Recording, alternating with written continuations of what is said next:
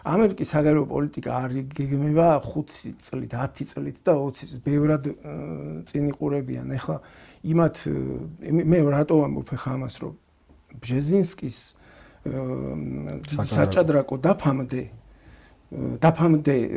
იყო ამაზე მსჯელობები და აი ადრეული 2000-იანების, ანუ უფრო 2000-იანების წლებში თურმე, რასაც დღეს ვიგებთ სტრატეგებისგან, თურმე არსებობდა უკვე ორი ხედვა ამერიკის საგარეო პოლიტიკის მიმართულებით, რომ მომავალ საფრთხედ მაშინვე განიხილავდნენ ჩინეთს, რა მიმართულებით უნდა მომხდარიყო მომავალი სტრატეგია ამერიკის უსაფრთხოების დაგეგმვა.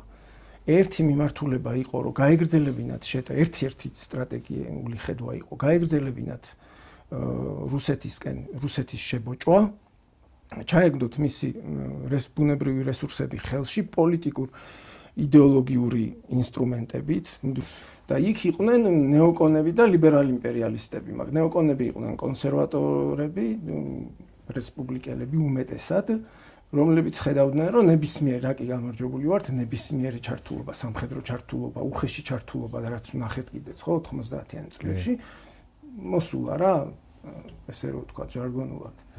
და მეორე იყვნენ ლიბერალი იმპერიალისტები, რომლებიც უფრო ემხრობოდნენ smart power-ის გამოყენებას, რომ აი საერთაშორისო სამართლით იქ რაღაც ხელშეკრულებებით და ასე შემდეგ манипуляციური, რომ სახე უფრო ისეთი ყოფილიყო შენარჩუნებული. ერთი მიმართულება სტრატეგიის ის იყო, რომ როგორც ვთქვით, რუსეთის ხელში ჩაგდება ამ ინსტრუმენტების მეშვეობით, პოლიტიკური, იდეოლოგიური და ასე შემდეგ. და მეორე მიმართულება იყო პირდაპირ ჩინეთზე შეტევა. რატომღაც გადაწყდა,